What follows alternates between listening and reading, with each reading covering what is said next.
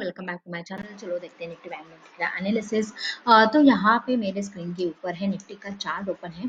तो यहाँ पे हम देख सकते हैं कि एक ही रेंज में फंसा हुआ है मार्केट। हमें जो है एक ब्रेकडाउन एक एक्सपेक्टेड था इस हफ्ते में, पर एक जो ब्रेकडाउन है हमें मिलने जो दिखाई नहीं दिया, क्योंकि यहाँ पे जो है एक रेंज बना चुका था मार्केट यहाँ से लेके यहाँ तक, और इसके नीचे अगर ये ब्रेकडाउन दे देता है तो अच्छा से टारगेट हमें मिल जा सकता था। पर इसने जो है फिर से वहीं पे सपोर्ट लेके वीकली टाइम फ्रेम के ऊपर एक बढ़िया सी कैंडल बना चुका है।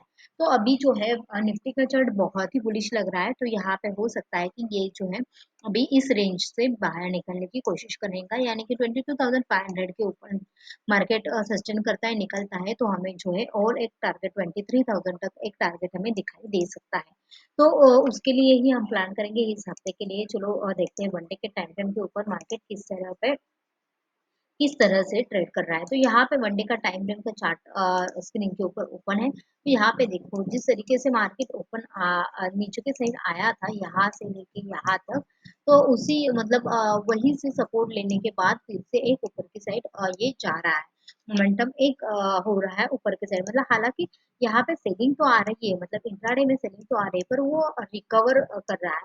तो यहाँ पे हो सकता है ये एक गैप अप ओपन होने के बाद वहीं पे मतलब कंटिन्यू चला जाए, और एक जो है यहाँ पे इस लेवल के आसपास एक क्लोजिंग हमें दिखाई दे मंडे के दिन, या तो एक अगर ये गैप डाउन खुलता है तो एक सेलिंग का प्रेशर हमें दिखाई दे सकता है, क्योंकि कंटिन्यूसली ऊपर जाने की कोशिश कर रहा है, वीक बहुत ही बड़े बड़े बना बना रहा है। तो यहाँ पे हो सकता है कि अगर ये गैप डाउन ओपन होता है तो अगर थोड़ा सा भी सेलिंग का प्रेशर आता है तो सेलर्स उसको और भी नीचे लेके जाने की चांसेस आर वेरी हाई। तो यहाँ पे देखते हैं 15 मिनट्स के टाइम फ्रेम के ऊपर कि कल का दिन यानी कि मंडे का दिन हम किस तरीके से प्लान कर सकते हैं।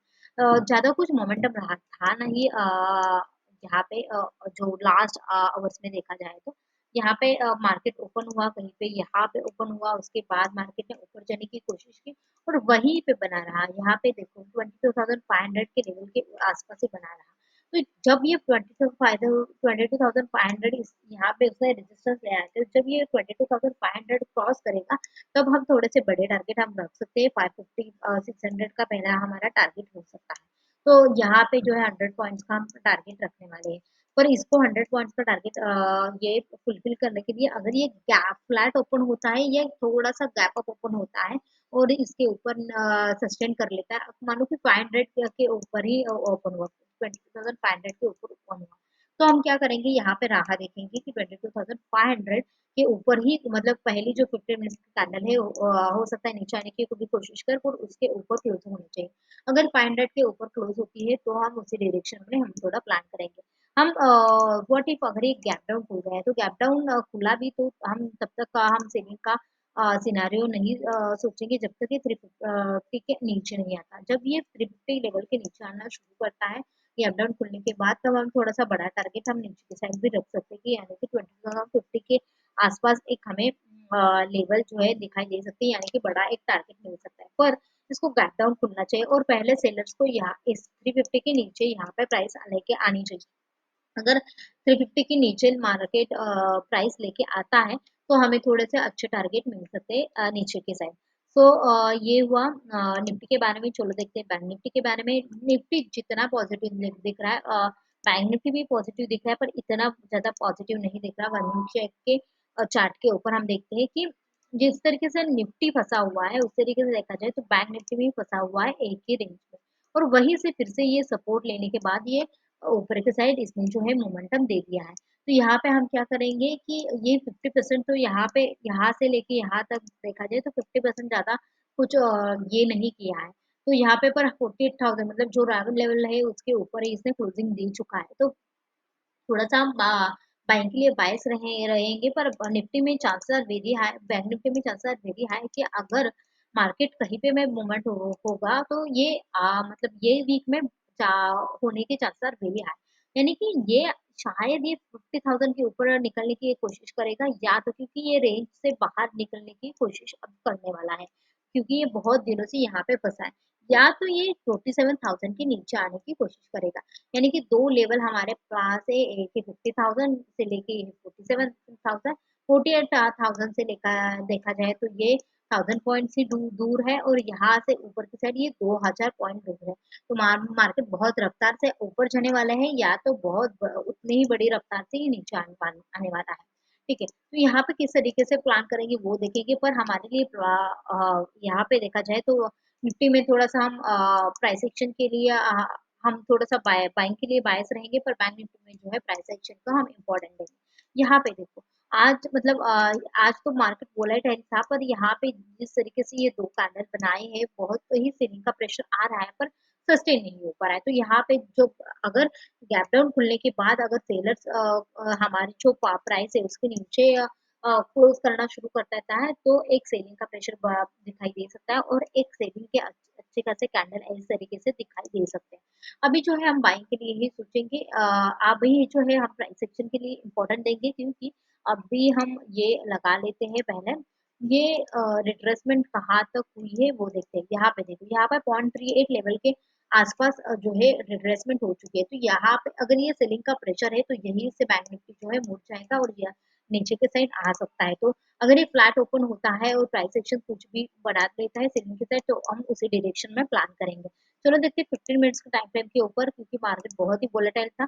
एक दो कैंडल मतलब फर्स्ट हाफ में उसने जो है कुछ अच्छे ट्रेड दिए होंगे, उसके बाद में जो है मार्केट ने ज्यादा कुछ ये नहीं करने दिया। ठीक है, तो यहाँ पे देखो, यहाँ पे मार्केट कब से फंसा था, 10:30 बजे से आखिरी वक्त पर मार्केट वहीं पे फंसा रहा, इसी जोन में ये फंसा रहा है। तो यहाँ पे हम किस तरीके से प्लान कर सकते हैं, देखो 48,000 इज द नंबर, जिसके नीचे अगर मार्केट आता है तो थोड़ा सा हम सेलिंग के लिए सोच सकते हैं। पहला टारगेट हमारा 47,800 का आसपास होगा, यानी कि 200 पॉइंट्स का होगा। उसके बाद में हम थोड़ा सा बड़ा टारगेट रख सकते हैं। तो यहाँ पे जो है इसको नीचे की साइड अगर ये क्रॉस कर लेता है या कैपिटल ओपन होता है और प्राइस एक्शन नीचे की साइड सेलिंग की साइड बना लेता है, तो हमारे लिए सेलिंग का सिनेरियो होगा।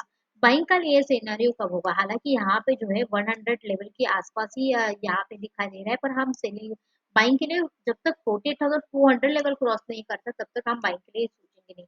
यानी कि इसको फ्लैट ओपन होता है तो उसको ऊपर जाने दो, 48,200 लेवल क्रॉस करने दो, उसके बाद में जो है 48,500 का हम टारगेट रखेंगे।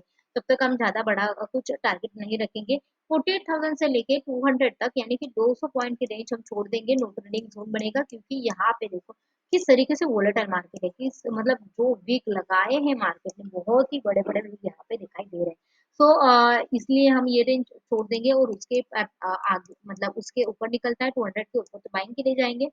अगर 48,000 के नीचे निकलता है तो सेलिंग के लिए जाने जाएंगे। ओवरनाइट गैप अप या गैप डाउन खुलता है तो थोड़ा सा रिवर्सल आने के चांसेस आर वेरी हाई, यानी कि गैप डाउन बहुत ही बड़ा गैप डाउन खुला तो यहाँ पे ये हो सकता है। अगर गैप डाउन खुला तो ये नीचे के साइड जा सकता है, क्योंकि मार्केट में सेलिंग की कैंडल तो बड़े बड़े बन रहे हैं, पर बायर जो है बायर इसको ऊपर लेके जा रहे हैं। अगर ये ओवरनाइट खुलता है तो सेलर्स के लिए बहुत ही अच्छा सिनेरियो होगा और ये सेल कर सकते हैं। बाइंग बहुत बड़ा गैप अप खुला तो क्या कर सकते हैं, बहुत बड़ा गैप अप खुला तो हम कुछ भी नहीं कर सकते, क्योंकि ओवरनाइट ये ब्रेकआउट भी दे चुका है और ये टारगेट भी एक ही इसमें दे चुका है। तो यहाँ पे हम प्राइस एक्शन के ऊपर ही ट्रेड करेंगे। अगर कहीं कहीं पे भी हमें एम पैटर्न दिखाई देता है और सेलिंग के लिए मार्केट आता है तो भी हम थोड़ा सा प्लान करेंगे सेलिंग के साइड, तब तक हम प्लान नहीं करेंगे। So that's it for today's guys. आपको वीडियो कैसे लगा कमेंट बॉक्स में जरूर बताना, लाइक करना, शेयर करना, सब्सक्राइब करना। Thanks for watching, bye bye.